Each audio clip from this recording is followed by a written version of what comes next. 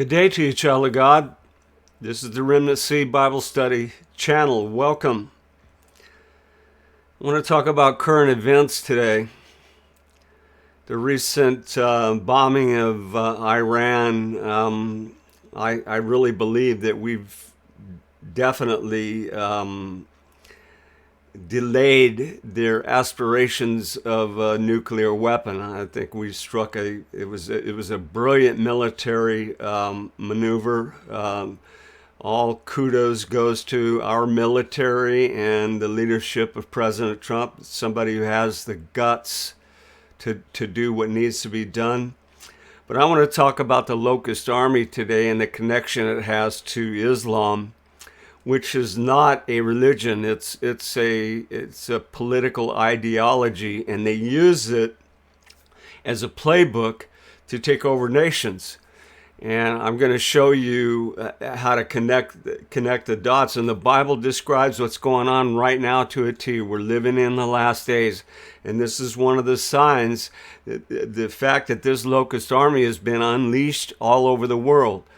The UK, France, Germany, Netherlands, basically all the Christian nations of the world have been infiltrated with these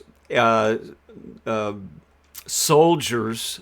Okay, that's what they are. They're not refugees, asylum seekers.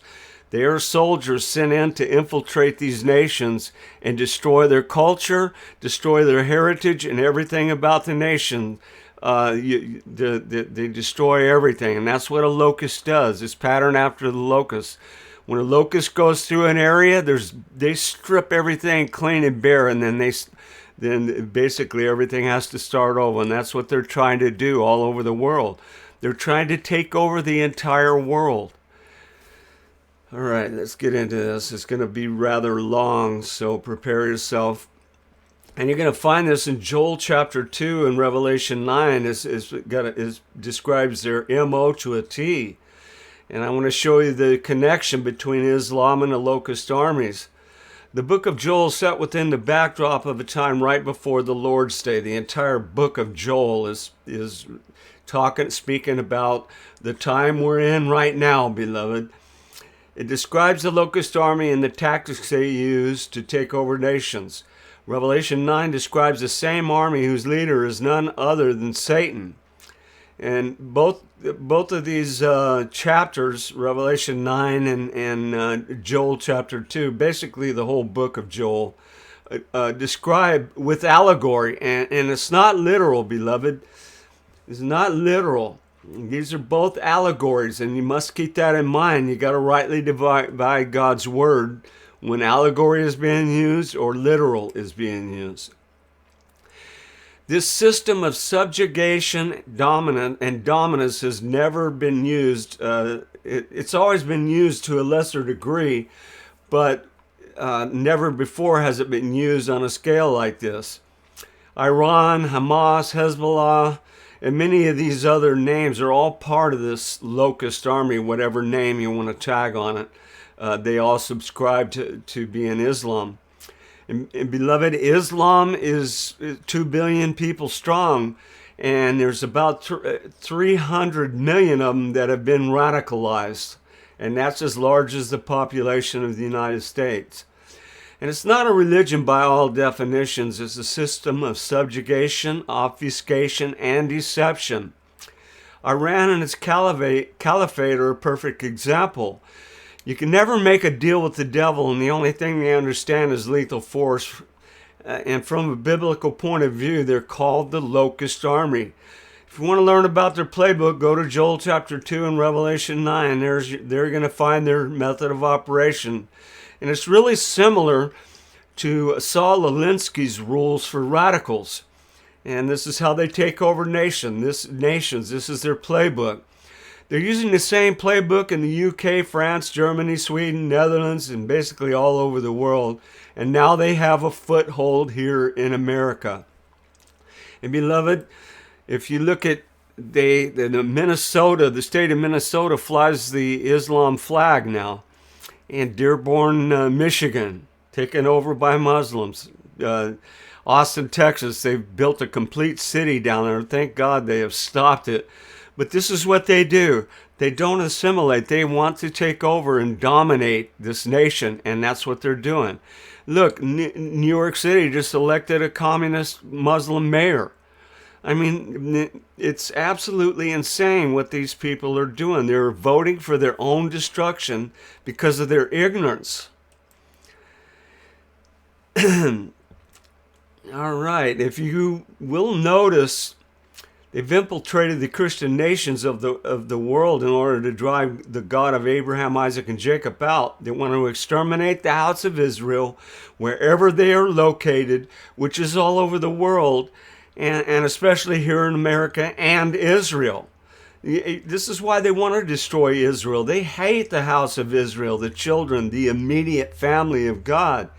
There's a basic jealousy way down deep of the Mohammedans for Christianity. Yahweh will never bless a nation whose God is Muhammad, never placate the enemy, and any peace deal with a Muslim will never be honored. Iran must be purged of this evil so the Iranian people can rise up and take their country back. And they need our help. And we must finish the job and cut the head off of this evil caliphate.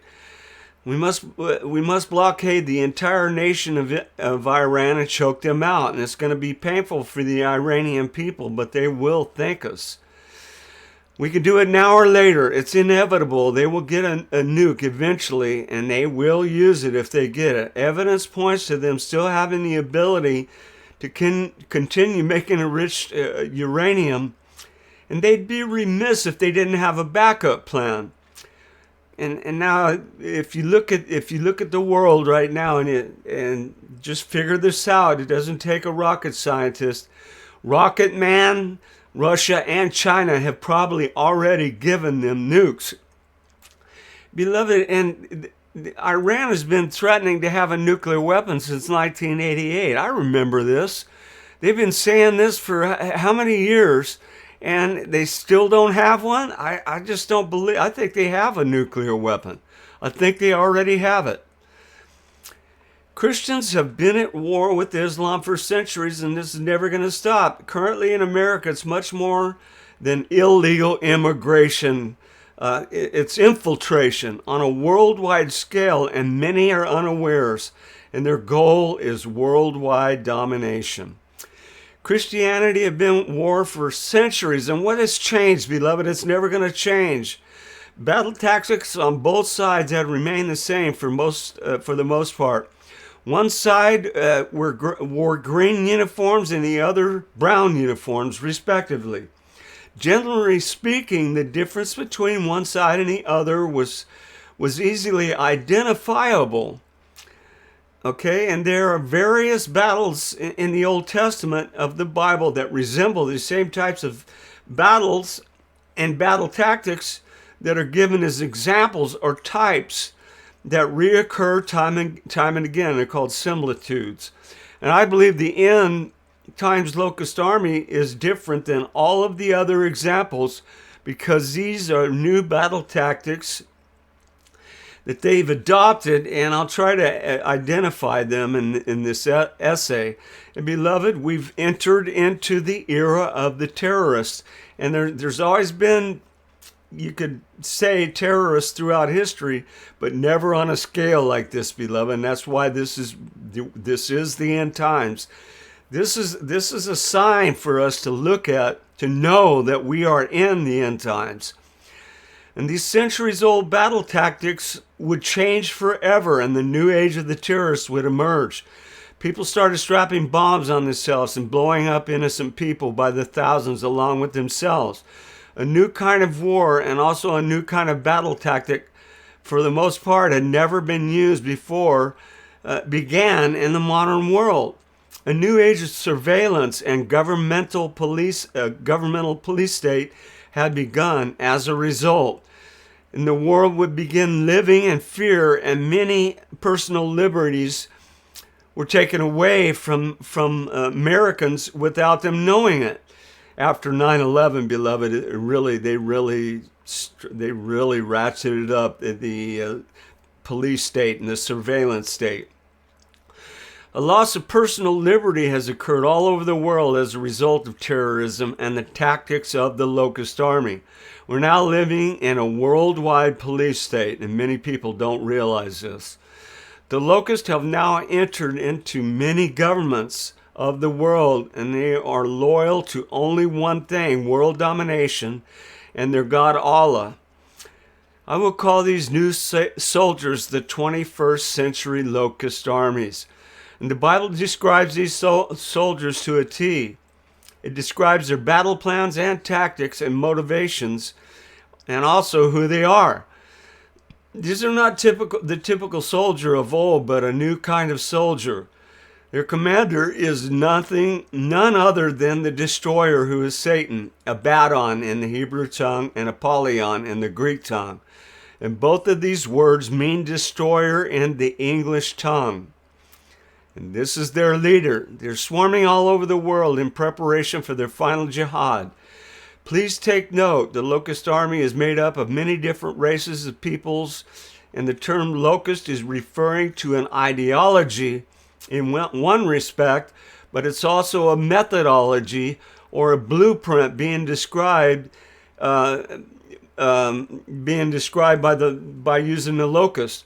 And the life cycle of a locust or a cicada is used to describe the battle plan of the army being spoken of.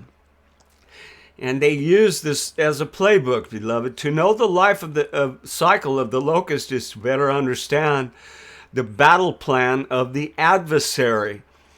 And there's 4 stages in the development of the basic blueprint of the locust army of the end times, and they're found in Revelation 9:5, Joel 2, Nahum 3, Ezekiel 23, Judges 7:12, and Jeremiah 5:6. By using the locust as an example, the Bible describes the battle plan of the 21st century locust army. This battle plan takes about 17 years roughly to implement, and so does the life cycle of the locust or the cicada. And I believe it has been used all over the world, but never on a scale that we're seeing today.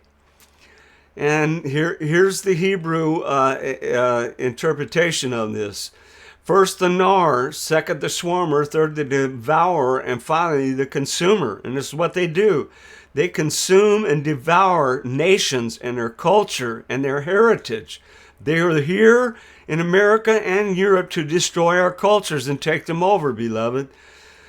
First the gnar, and I'll describe this in my own, this is the way what I believe is being said. They get together, gnaw out a plan to speak and take over the world. Second, the swarmer. They move their soldiers into position by swarming the nations all over the world with soldiers disguised as refugees seeking asylum, or they infiltrate governments through lies and deception. Third, the devourer. They devour cultures, customs, traditions, and the truth is made into a lie wherever they go. Fourth and final stage, the consumer. They consume, conquer nations, and then the world, and their goal is to dominate and prepare the world for their 12th Imam, which is none other than Satan. And below are the primary verses that mention the locust army. You got Joel chapter 1, verse 4. That which the palmer worm hath left, the locust hath eaten. That which the locust hath left, the cankerworm hath eaten. And that which the cankerworm hath left, the caterpillar hath eaten. Joel 2:25, and I will restore to you the years that the locust hath eaten. This is at the end of the millennium, at the end of this age and the beginning of the millennium. This is what this is looking forward to. And the cankerworm and the caterpillar and the palmer worm, my great army which I sent among you. Beloved, this is scary. The Lord's telling us that He is the one who's actually sending this army among us. And why do you ask? Do I got to remind you, beloved? Look at America. Look at the debauchery and absolute sin we are involved in right now. Our nation is nothing but a cesspool of sin, idolatry, and debauchery. Below are the first stages and their Hebrew meanings. Nar's remnant, swarmer eats. Swarmer's remnant, devourer eats. Devourer's remnant, consumer eats. Number one, nar, it's the pupa stage, and it's the palmer worm, and it's gazam, okay? From an unused root meaning to devour, a kind of locust, a palmer worm. There you have the Hebrew meaning, beloved. And these all describe the stages and the plans of the locust. And I'll let you read these. In the swarmers, the embryo stage. It's arbe. Notice the similarity to arbe and Arab. And next you got the devourer, which is the cankerworm. It's yalik. And then you have the consumer, which is the caterpillar, the last stage of the locust. And there you have all your technical meanings, beloved. Make no mistake about it. This is describing an army of men that come together in the end times to take over the world. One other important note is to look at this word crown. Okay, and the same crown all of these locusts wear, and it's a turban, beloved. And the shapes of the locusts were like unto horses prepared unto battle, and on their heads were as it were crowns like gold, and their faces were the faces of men. And it's telling you right there, these are men. These aren't bugs, beloved. Okay, and you got the crown, the Hebrew 47:35 is Stephanos. Is to twine or weave, okay? And to intertwine as a crown, okay? And this is basically telling us that this is a turban, okay?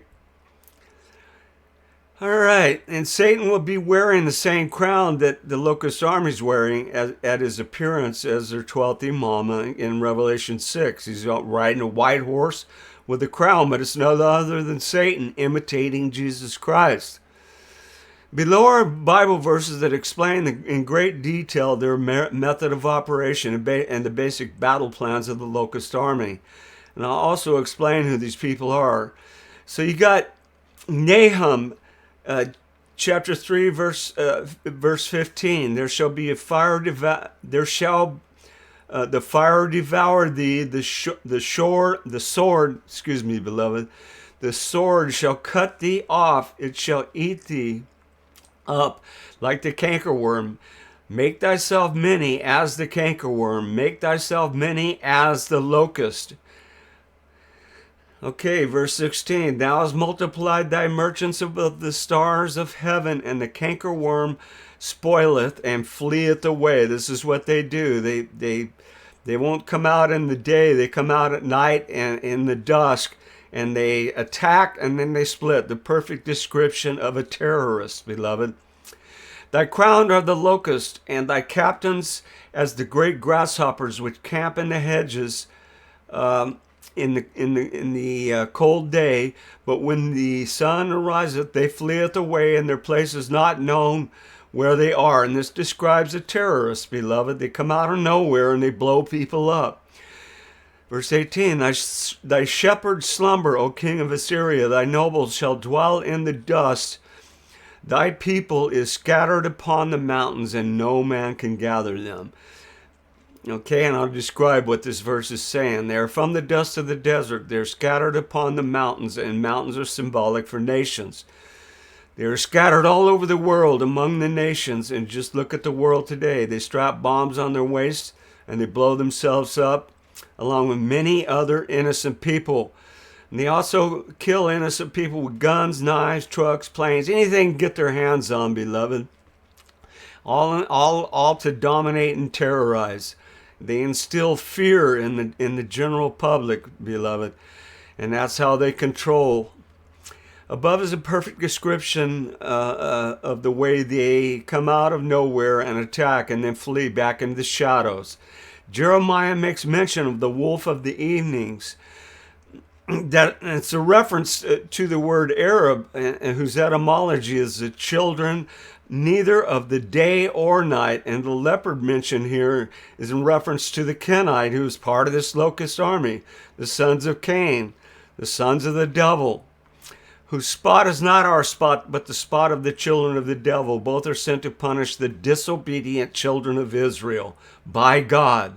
This is an army that's sent by God, beloved. You must keep that in mind. Jeremiah 5:6, wherefore a lion out of the forest shall slay them, and a wolf of the evening shall spoil them. Again, another reference to the terrorists. A leopard shall watch over their cities. Everyone that goeth out thence shall be torn in pieces, because their transgressions are many, and their backslidings are increased. Girded with girdles upon their loins. Sound familiar? Exceeding dight attire upon their heads. It's a turban, beloved. All them princes to look to, after the manner of Babylonians and the Chaldeans, in the land of their nativity. People of the dust, wearing turbans and riding camels. Is there any doubt in your mind who these verses are describing? It's a perfect description of what the Muslims wear in the land of Chaldeas, where ancient Babylon is located. And I believe that's Iraq, Iran, and that area, general area. Ezekiel 23:42, and the voice of the multitude being at case was with her, and with the men of the common sort were brought Sabians from the wilderness, which put bracelets upon their hands and beautiful crowns upon their heads. Another description in Ezekiel. Revelation 9:5, and they had tails like unto scorpions. The scorpion paralyzes its victims with deception. This is speaking about deception, the whole chapter. And there were stings in their tails, which is deception and lies, and their power was to hurt men for 5 months. And this is the end. The final hour will last 5 months when Satan makes his appearance. Revelation 9:10, and to them was given that they should not kill them, but they should have torment 5 months. And their torment was as of the scorpion when he striketh a man. He striketh a man with deception and lies, beloved. This is all allegory. 5 months is the length of the season of the locust, which is May through September in this hemisphere, which will most likely be the time that the Antichrist will make his appearance as their 12th Imam on the earth. And this is a literal appearance of Satan as Jesus Christ. And he will have even all of Islam, he will even deceive them at this time. And this period will be in the final stage of the Locust Army, and it will lead up to the entrance of the Antichrist as their leader. Revelation 11:2, but the court which is without and the temple leave out and measure it not, for it is given unto the Gentiles, and the holy city shall they tread under foot 42 months. The Dome of the Rock has been trodden underfoot and is still under the control of the Gentiles since 636 AD. And they're Muslims. And so essentially some of the Jerusalem is still under the control of the Gentiles, as it happens to be the Dome of the Rock. In Revelation 9:3, and there came out of the smoke locusts upon the earth, and to them was given power as the scorpions of the earth have power. And the smoke is lies, symbolic for lies, and the scorpions are symbolic for deception. They sting men and totally make them of none effect, because they're so deceived. They don't know which end is up, beloved. They are completely deceived. And the shape of the locusts were like unto horses prepared unto battle, and on their heads were crowns like gold, and their faces were the faces of men. Again, these are men, beloved, for emphasis. Do not lose sight of that. They're not helicopters or men or some other entity. These are men. The locusts are men. And they're men. They're not some freaky creature or something dreamed up in people's minds. They operate as locusts do, but they're not locusts. And if we know how the locusts operate, then we'll know how the Islamic globalist locust, a combination of hordes, will act before they act. If we use the Bible as our guide, beloved, and they are definitely not helicopters or some other, some machine or whatever. These are men, beloved. They may use helicopters and tanks, but these are men, and their main weapon is deception. Okay, and you got a description here of the sects of Islam, and it shows the different the different courses they have, the different ranks among their armies. Okay, and 3 horses' tails, and you're at the top, beloved. And this also can be looked at in the sense that they come in a gentle manner, and they're lying and deceiving you, but yet they're speaking all these soothing words, and at the same time they got a knife in your back. And they had breastplates as if it were breastplates of iron, and the sound of their wings was the sound of many chariots and horses running to battle. This describes their army to a T, beloved. If you're observing what is happening in America in 2025, you have to come to the conclusion that the Locust Army is hard at work in our nation, and a convergence of ideas and a common goal is found within them. Communism, socialism, fascism, Marxism, and Sharia law all have joined forces in order to conquer America from within. She's the only thing standing in the way of the New World Order, beloved. Sharia law is the antithesis of the perfect law of liberty. Our founding fathers had in mind when they founded this country, beloved. And when they wrote the Constitution, it's our blueprint, okay? And the blueprint of America is the Constitution, and Sharia law and the Constitution are not compatible. The Locust Army has combined all these different ideologies and morphed them into one ideology, and now we have a guerrilla warfare on steroids. They'll use terrorism, politicians, and the military, banking, and banking, and the media and social media, education and religion, on a scale like never before in asymmetric warfare. And these are all part of the 4 centers of power, and they're mentioned in Zechariah 1:18. God's word tells us everything, beloved, and they're being used to accomplish their agenda. And this is education, banking, politics, and religion. They use all of these systems to take over the world, beloved. And you rule over these 4 hidden powers, and you rule the world. The end times Locust Armies have morphed into the greatest war machine ever seen in the history of mankind. Their goal is a new world order, and they will be impossible to stop. And the false paradigm of the left and right in our nation has long since been passed. And if you still believe in it, you're naive and uninformed. This is a battle between good and evil, and make no mistake about it. Many of the so-called leaders have joined in the Locust Army, and they have sold you out, citizen of America.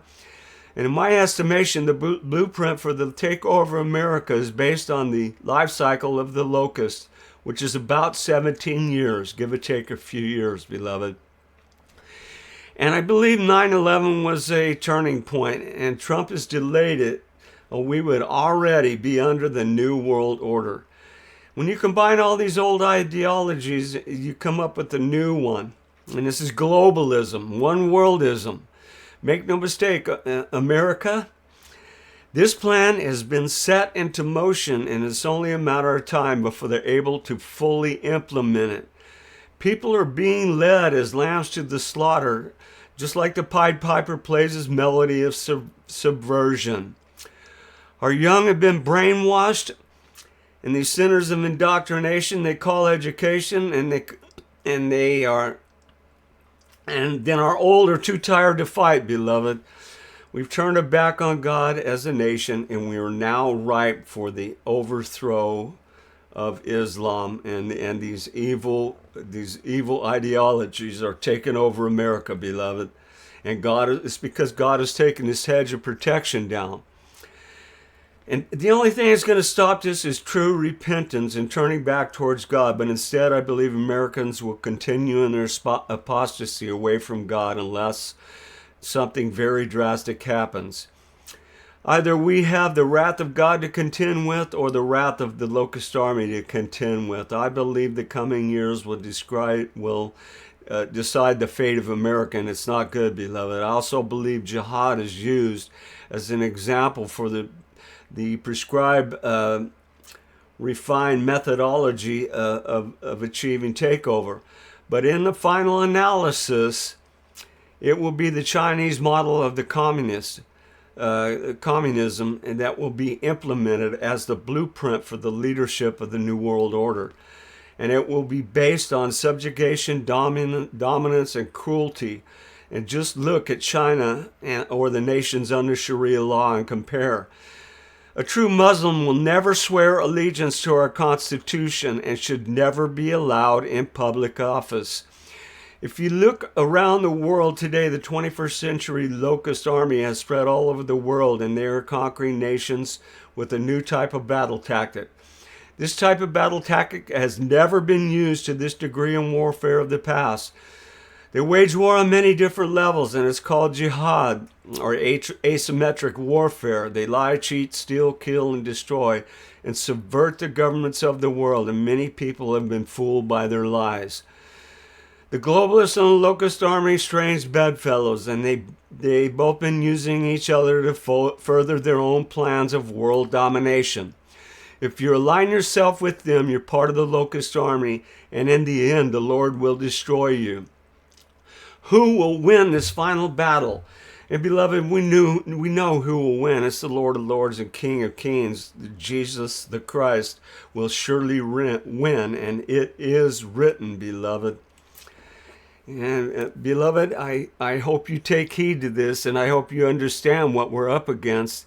And if you ever have any doubts, come back and look at this again, or copy and paste anything that I do. You're welcome to spread it. Any of my videos, you can spread them. And I write the president probably once a week, and I'm trying to do my part to save my beloved country. And I love this country with all my heart, but God is first. God is our king, and our country. If we don't have a country, we don't have the ability to spread the gospel of Christ. And that is so true, beloved. Please take heed. And I do this for you because I love you. So much love from my heart to you, and we'll see you on the next one.